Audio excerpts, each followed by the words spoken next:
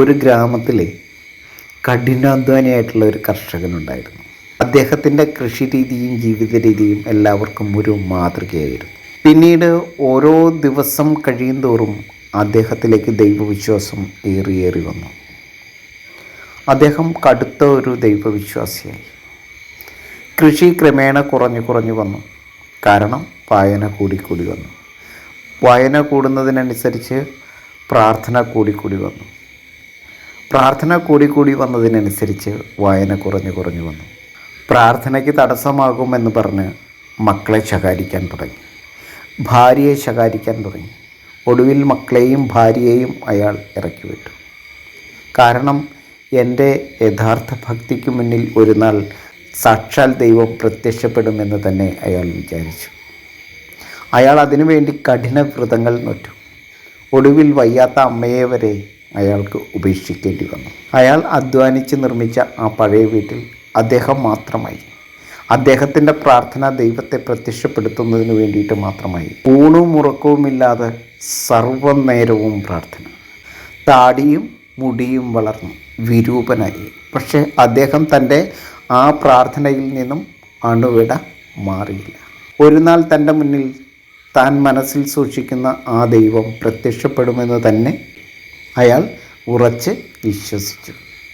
ഒരു ദിവസം രാത്രിയിൽ ശക്തമായ കാറ്റും മഴയും ഇടിമിന്നലും അനുഭവപ്പെട്ടു. മരങ്ങൾ അദ്ദേഹത്തിൻ്റെ വീടിനെ തകർത്തുകൊണ്ട് ആ വീടിൻ്റെ മുകളിലേക്ക് പതിച്ചു. ശക്തമായ കാറ്റും മഴയും തുടർന്നുകൊണ്ടേയിരുന്നു. അയാളുടെ ദേഹത്ത് മുറിവ് വരെ പറ്റി. അദ്ദേഹം ഉറക്കെ നിലവിളിച്ച് കരഞ്ഞു ദൈവത്തെ വിളിച്ചു. ദൈവമേ, ഈ വീട്ടിൽ ഞാൻ ഒറ്റയ്ക്കാണ്. എനിക്ക് ഭയമാകുന്നു. അങ്ങയ്ക്ക് വേണ്ടി സർവ്വതും ഞാൻ ഉപേക്ഷിച്ചു. എൻ്റെ മക്കളെയും ഭാര്യയെയും അമ്മയെയും വരെ ഞാൻ ഉപേക്ഷിച്ചു. അങ്ങെന്നിൽ കനിയുകയില്ലേ? അങ്ങെൻ്റെ മുന്നിൽ പ്രത്യക്ഷപ്പെടുകയില്ലേ? കരഞ്ഞ പ്രാർത്ഥന തുടർന്നു. ശക്തമായ മഴയും ഇടിമിന്നലും തുടർന്നു കൊണ്ടിരുന്നു. അയാൾ ഉറച്ചു വിശ്വസിച്ചു, ദൈവമുണ്ടെങ്കിൽ ഇന്നെങ്കിലും എൻ്റെ മുന്നിൽ പ്രത്യക്ഷപ്പെടും, ഉറപ്പ്. അത്രയും കഠിനമായിട്ടാണ് ഞാൻ വ്രതം നോറ്റത്. അപ്പോൾ ആ ദൈവം എൻ്റെ മുന്നിൽ പ്രത്യക്ഷപ്പെടുക തന്നെ ചെയ്യും. പെട്ടെന്നാരോ ഡോറിൽ മുട്ടുന്നതായിട്ട് അയാൾക്ക് തോന്നി. അയാളൊന്ന് ഭയന്നു. പൊട്ടിയ ജനലുകൾക്കിടയിലൂടെ അയാൾ പുറത്തേക്ക് നോക്കി. ശക്തമായ മിന്നലിൻ്റെ വെളിച്ചത്തിൽ പുറത്തു നിൽക്കുന്ന ആ രൂപം അയാൾ കണ്ടു.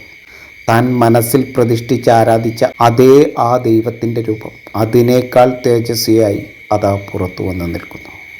അയാൾ എന്തായിരിക്കും ചെയ്തിട്ടുണ്ടാവുക?